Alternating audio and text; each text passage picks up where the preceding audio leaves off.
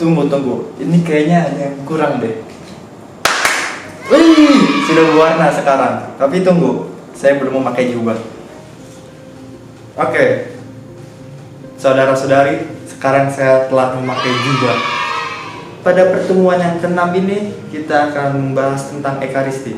Tetapi sebelum kita masuk ke dalam pembahasan, saya ingin memberitahukan kepada teman-teman sekalian bahwa pada pendalaman kita dari pertemuan pertama hingga nanti selanjutnya, kita menggunakan buku Persiapan Christmas Suci yang ditulis oleh Ernest Marianto. Kalau untuk pertemuan yang ke-6 ini, kita bisa lihat di halaman 35, yaitu tentang Ekaristi, roti kehidupan yang abadi. Maksud dari Ekaristi adalah roti kehidupan yang abadi, apa ya? Penasaran kan? Makanya dari itu, teman-teman saya dan saya akan menjelaskan di pertemuan yang ke-6 ini dengan topik Ekaristi, roti kehidupan yang abadi. Nanti akan dijelaskan oleh saudara Frater James, kemudian Frater Jacob, Frater Yohanes, dan Frater Randy. Tapi sebelum kita masuk ke dalam topik, marilah kita berdoa terlebih dahulu untuk mendalami pertemuan kita yang ke-6 ini. Dalam nama Bapa, Putra, dan Roh Kudus. Amin. Ya Allah Bapa, Putra, dan Roh Kudus, puji dan syukur kami haturkan padamu atas rahmat kehidupan yang boleh kami terima hingga saat ini, dan juga perlindungan-Mu selalu. Sekarang kami semua ingin melanjutkan topik kami yang ke-6, yaitu tentang Ekaristi sebagai roti kehidupan yang abadi. Kami mohon padamu Tuhan, bukalah akal dan budi kami, sehingga apa yang kami dapat berguna untuk diri kami, terlebih dalam persiapan Krisma nanti. Nama-Mu selalu kami puji, kini dan sepanjang segala masa. Amin. Dalam nama Bapa, Putra, dan Roh Kudus. Amin. Oke teman-teman sekalian, langsung saja kita masuk ke dalam topik yang ke-6 ini, yaitu Ekaristi sebagai roti kehidupan yang abadi. Halo, salam saudara-saudari Krismawan yang terkasih. Pada kesempatan ini bersama saya, seperti sudah dikatakan oleh teman-teman sebelumnya, bahwa kita akan mendalami bersama tema Ekaristi, roti kehidupan abadi. Sebenarnya seperti apa sih Ekaristi, roti kehidupan abadi itu? Saya mencoba untuk membagikan sebuah pengalaman saya supaya kita bisa memahami seperti apa Ekaristi, roti kehidupan abadi itu. Jadi dulu sewaktu masih kecil saya mendengar sebuah cerita seperti ini. Jadi ada seorang teman, namanya itu Leki. Jadi Leki ini dia terpengaruh dengan membaca buku-buku dongeng. Jadi dia bertanya, kenapa para dewa dan dewi itu mereka itu hidupnya abadi? Kenapa mereka itu tidak tua? Katanya seperti itu. Lalu dia menginginkan untuk menjadi seperti dewa-dewi itu yang tidak mati dan juga tidak tua. Pada suatu kesempatan dia bertemu dengan seorang dewa. Dia bertemu dengan seorang dewa karena dia penasaran. Lalu dia bertanya kepada dewa itu, "Dewa, kenapa kamu tidak tua dan tidak mati? Kamu selalu abadi." Lalu dewa itu berkata, "Oh Leki, kami abadi dan kami tidak dapat mati ini karena kami mengkonsumsi sebuah minyak." Nah, katanya tuh sebuah minyak, kata minyak apa? Bisa jadi minyak goreng, tapi itu adalah minyak dewa itu. Lalu Leki bilang, "Di mana minyak itu letaknya?" Lalu jawab dewa itu, "Oh, minyak itu letaknya di langit." Lalu Leki itu memiliki hasrat yang besar untuk bisa mendapatkan minyak itu. Jadi setelah dia bercerita dengan dewa itu, dia juga ingin agar mendapatkan minyak itu.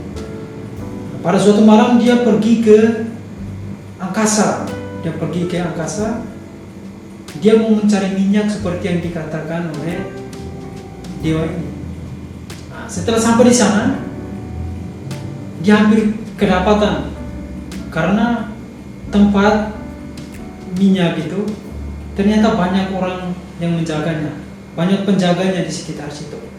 Akhirnya dia kembali, tetapi niatnya untuk menjadi abadi, tidak dapat mati, itu masih tertanam kuat dalam dirinya. Akhirnya yang dia lakukan adalah dia pergi kembali ke tempat itu. Dia berusaha bagaimanapun dia harus kembali. Akhirnya malam yang berikutnya dia kembali ke tempat itu. Dia kembali ke angkasa itu untuk mengambil minyak itu. Setelah sampai di sana, dia tanpa memperhatikan penjaga di sekitar, dia langsung menerobos ke gua itu, lalu mengambil minyak itu untuk minum. Tiba-tiba penjaga itu mendapatkan dia mengambil air itu, lalu penjaga melepaskan anak panahnya dan tepatnya kena di lehernya. Jadi saat dia meneguk air itu, air suci itu sampai di lehernya saja. Lalu pas ditembakkan anak panah itu kena di lehernya dan kepalanya putus. Kepalanya tetap tertinggal di langit, lalu tubuhnya itu jatuh ke bawah. Makanya yang terjadi adalah badannya tetap mati, tapi kepalanya yang abadi tetapi berpisah antara kepala dengan tubuh. Seperti itu, teman-teman Krismawati yang terkasih, kira-kira inilah pengalaman singkat. Nanti akan didalami selanjutnya tentang bagaimana soal kekekalan itu yang disebut dalam Ekaristi sebagai roti kehidupan abadi. Terima kasih.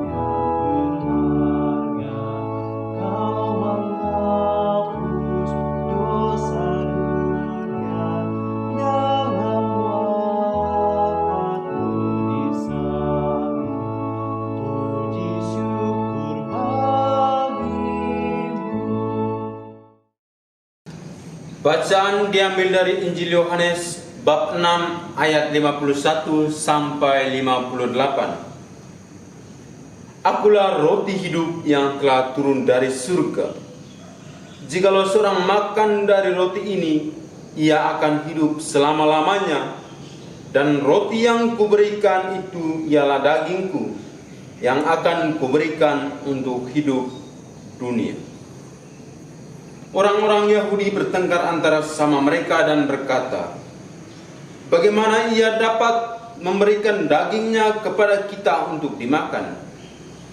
Maka kata Yesus kepada mereka, aku berkata kepadamu, sesungguhnya jikalau kamu tidak makan daging anak manusia dan minum darahnya, kamu tidak mempunyai hidup di dalam dirimu.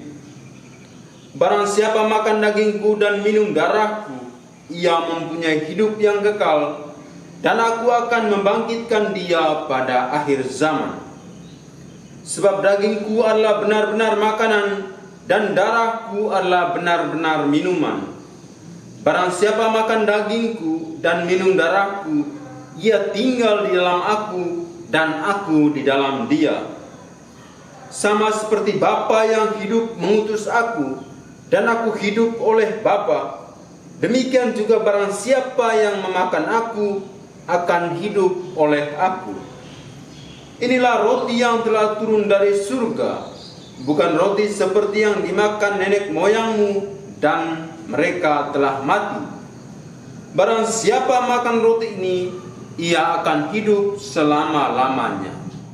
Saudara dan saudari yang terkasih, Injil Yohanes bab 6 ayat 51 sampai 58 yang barusan saja kita dengar tadi merupakan keseluruhan terminologi tentang Ekaristi. Untuk memahaminya, ada dua hal yang ingin saya sampaikan. Pertama, Ekaristi sebagai kerinduan umat manusia. Ingat, ini kerinduan umat manusia, bukan hanya kerinduan orang Katolik. Kok bisa? Bagaimana mungkin? Jadi begini saudara-saudari, kita sering mengatakan bahwa kebutuhan pokok kita adalah sandang, pangan, dan papan. Sandang atau pakaian, pangan atau makanan, dan papan merupakan tempat tinggal. Ketiganya merupakan hal pokok yang harus dimiliki oleh setiap orang untuk dapat hidup dengan wajar dan layak.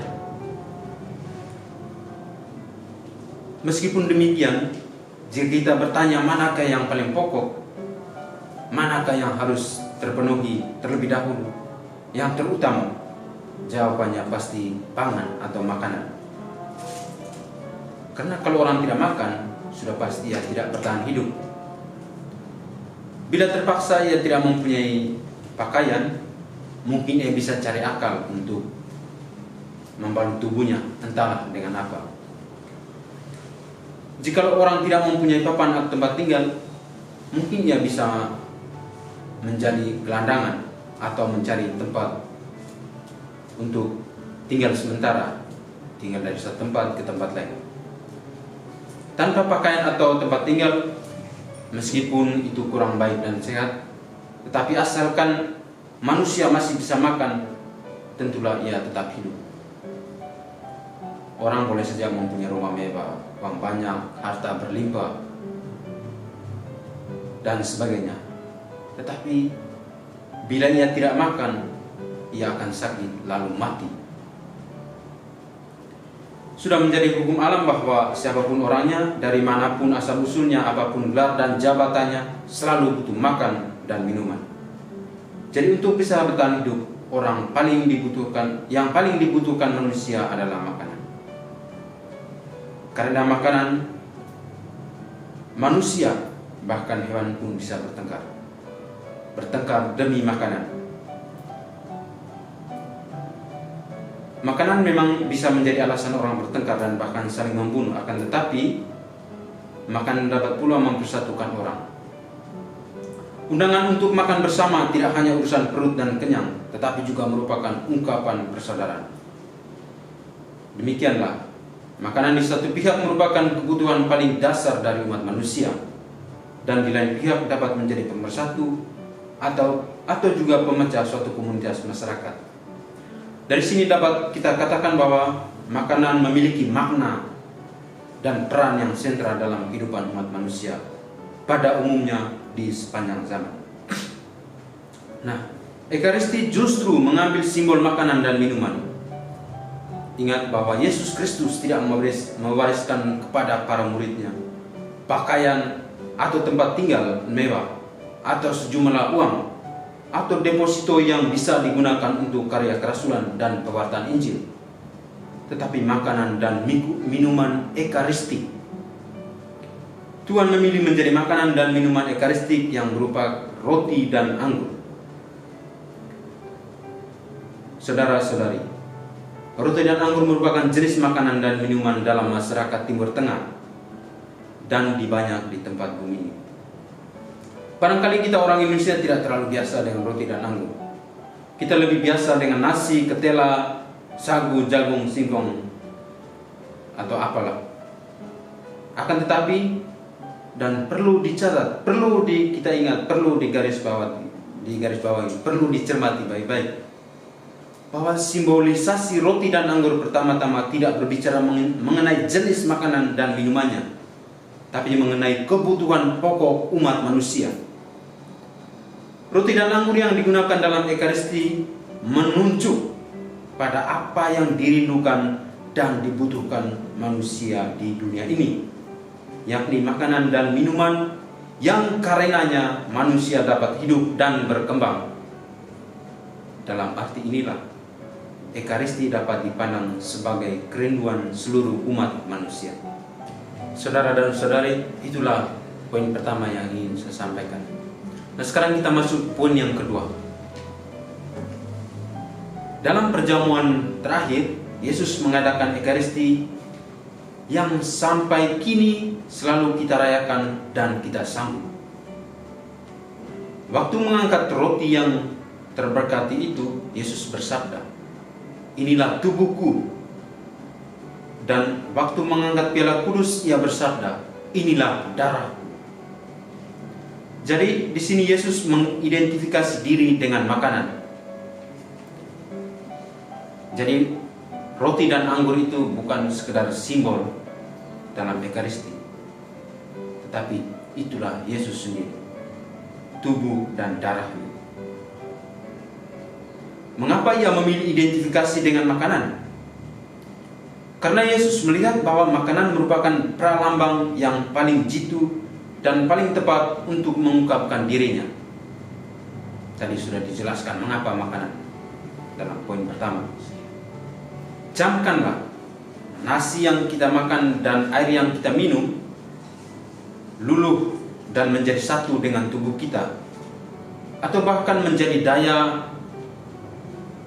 hidup dan daya pertumbuhan untuk tubuh kita. Karena makanan dan minumanlah kita hidup dan bertumbuh. Persis disinilah maksud Yesus mengapa ia mengidentifikasikan diri dengan makanan. Apa yang terjadi setiap kali kita makan, terjadi pula setiap kali kita menyambut Ekaristi. Setiap kali kita makan Ekaristi, Yesus sendiri luluh berpadu dalam diri kita. Ia merasuk seluruh pribadi kita.